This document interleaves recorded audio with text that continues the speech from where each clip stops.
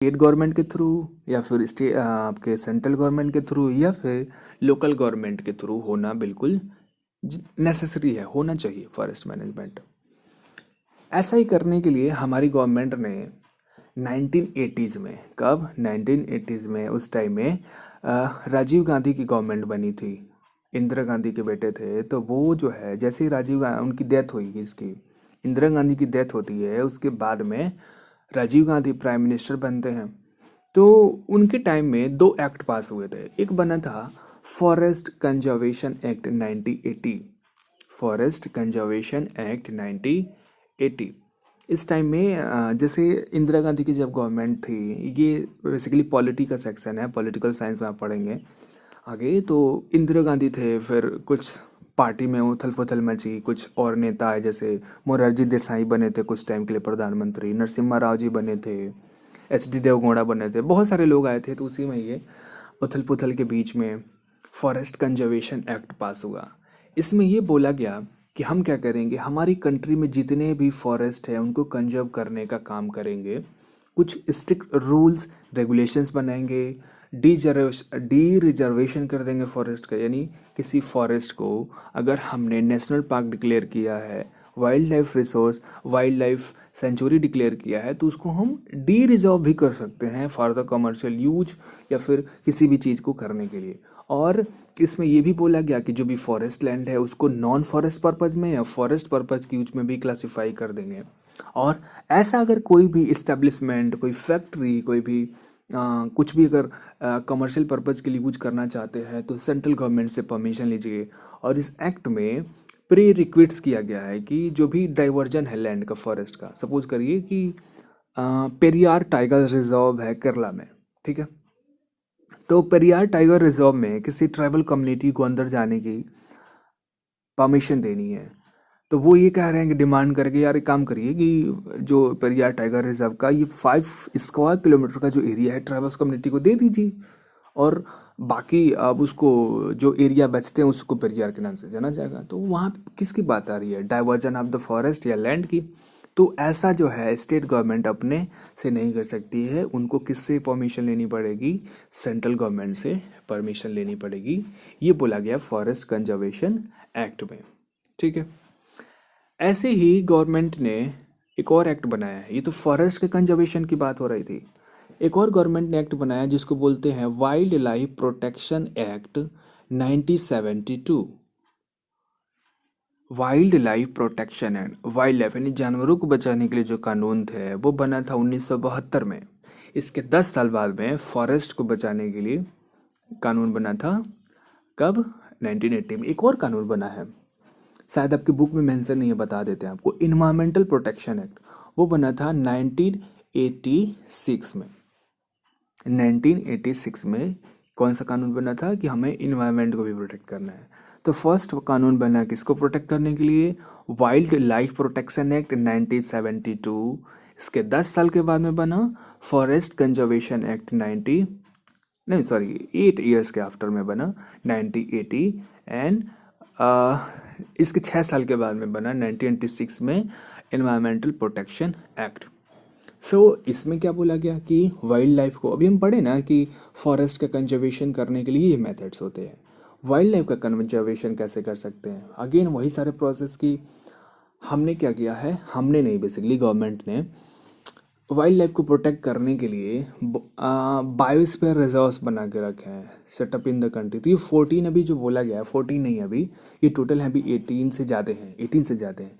18 ऐसे हमारे पास biosphere reserve हैं जो एक तरीके से इंटरनेशनली ऑर्गेनाइज्ड हैं। तो ये अभी 14 नहीं है, ये डेटा थोड़ा सा ओल्ड हो चुका है, तो आप अभी 18 ही लेके चलेंगे। 18 बायोस्फीयर रिजर्व है हमारे वहाँ, तो कंट्री में रिजर्व बनाए गए हैं। तो बायोस्फीयर रिजर्व मीन्स क्या हो गया कि उसके अंदर में अगर कोई भी एनिमल है आप उसकी किलिंग नहीं कर सकते, आपको अलाउ नहीं होगा। सेकंड थिंग, इनको वाइल्ड लाइफ को प्रोटेक्ट करने के लिए आपको पता होगा ना कि कौन करेगा, कैसे प्रोटेक्ट करेंगे भाई, बहुत सारे कैमरे चाहिए। कैमरे चाहिए कि जंगल में अलग अलग पेड़ों पे कैमरे लगाएं, वहाँ पे लोगों को करें, फॉरेस्ट रेंजर्स की नियुक्ति होती है, फिर लोकल गाइड्स हेल्प है, तो फ्री में काम तो करेंगे नहीं, पैसे चाहिए होंगे।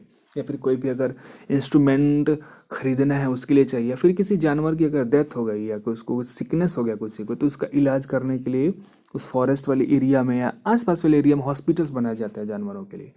तो उनको भी क्या चाहिए, फाइनेंशियल सपोर्ट चाहिए और technical support. Technical support means वही कि सपोज करिए आपको पता करवाना है कि ऑल ओवर इंडिया में कितने एलिफेंट है, कैसे पता करेंगे? हम उनके पीछे घूम घूम के उनको काउंट तो करेंगे नहीं, काउंट तो करेंगे नहीं। तो हम क्या कर सकते हैं, टेक्निकल असिस्टेंट लगा के कैमरे लगा सकते हैं, लगाया ही जाता है, ऐसे ही सेंसस किया जाता है। कोई जाके उनके पीछे काउंट नहीं करता है। जैसे हमारे वहाँ ह्यूमन की सेंसस होती है ना, तो घर घर जाके टीचर्स जो है पता करवाते हैं कि किसके घर में कितने बच्चे हैं, कितने लोग हैं। ऐसे नहीं होता है किसी भी एनिमल का सेंसस, ऐसे नहीं होता है कि घर घर जाके पता करें। वहाँ पे क्या होता है कि कैमरे लगाए जाते हैं। अब टाइगर्स के पीछे टाइगर्स कैमरे लगे हुए हैं, तो जब वो कैमरे जब वहाँ से क्रॉस करते हैं तो उनके उनके जो पैरों का निशान बन जाता है या फिर कैमरे में हो जाएगा। तो वो जो है ना, जो भी फॉरेस्ट वाले साइंटिस्ट वगैरह वगैरह होते हैं, बायोलॉजिस्ट बोल सकते हैं, तो वो क्या करते हैं, उसको एसेस करते हैं और तरीके से काउंटिंग करते हैं वो सारे पिक्चर्स को ले ले करके। तो बहुत बड़ी जो है कंप्यूटर्स भी चाहिए होते हैं, सुपर कंप्यूटर्स बोलते हैं। तो ये टेक्निकल असिस्टेंट चाहिए होता है, फाइनेंशियल असिस्टेंट होना चाहिए था, होता है, गवर्नमेंट प्रोवाइड करवाती है। इसके साथ में भी बहुत सारे बॉटेनिकल गार्डन्स भी बनवाए गए हैं। कब बनवाए गए? 1982 से बनाए जा रहे हैं। इसके साथ में ही जब हमने देखा, हमारी गवर्नमेंट ने देखा कि टाइगर की जो पॉपुलेशन है बहुत सारे कंट्री से ख़त्म हो रही है, हमारे भी कंट्री से ख़त्म हो सकती है, तो टाइगर की पॉपुलेशन बढ़ाने के लिए एक्ट बना था ना 72 में, 73 में प्रोजेक्ट टाइगर स्टार्ट किया गया।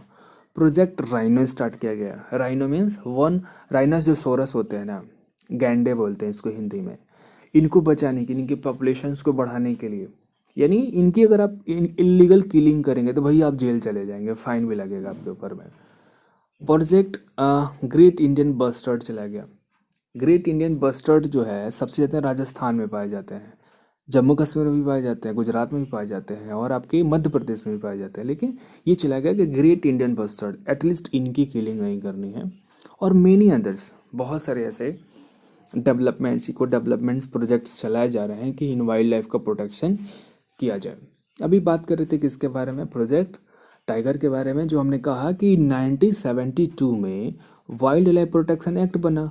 उसके अगले ही साल एक क्या कर दिया गया, प्रोजेक्ट टाइगर स्टार्ट कर दिया गया 1973 में, कि हमें जो है टाइगर्स की पॉपुलेशन बढ़ानी है। आपको पता है 1985 में हमारे वहाँ जो फॉरेस्ट हुआ करता है, फॉरेस्ट कह रहे हैं ये, जो भी टाइगर्स थे उनकी पॉपुलेशन 4002 के करीब में थी। 1989 में हो गई कितनी, 4334 हो गई। और इसके बाद में अभी के उसके बाद में क्या हुआ कि ना कि जैसे जैसे टाइम बीतता गया तो बहुत सारे हमारे वहाँ जो टाइगर्स थे उनकी डेथ होने लगी ऑटोमेटिकली, कुछ डिजीज के चक्कर में, कुछ एंडेमिक डिजीज हो गए थे उनके चक्कर में। तो अभी जो है इंडिया में नियर अबाउट 2900 प्लस के रेंज में, 29 यानी 2900 प्लस जो है हमारे वहाँ टाइगर्स अभी पाए जाते हैं। इनकी पॉपुलेशन एक तरीके से बोल सकते हैं घटी भी है बढ़ी भी है। घटी भी है इन सेंस की जब ये 90s का दशक चल रहा था तो उस टाइम इनकी पॉपुलेशन ठीक ठाक थी, लेकिन धीरे धीरे डिक्रीज हो गई। लेकिन बाद में सन 2010 के बाद में, 2008 के बाद में इनकी पॉपुलेशन धीरे धीरे इनमें इंक्रीमेंट भी हो रहा है। तो लास्ट में यही मैसेज देना चाहेंगे, save them and protect them. कहीं पे भी अगर आप किसी प्लांट स्पीसीज को देखिए, उनको सेव करने का प्रयास करिए, अपने अंदर हम्बलनेस लाइए, काइंडनेस लाइए किसी भी एनिमल्स के थ्रू में, एनिमल्स के लिए, या फिर कोई भी प्लांट स्पीसीज है उनको प्रोटेक्ट करिए, उनको सेव करिए। सो इसी के साथ ही चैप्टर आपका कंप्लीट। Thank you.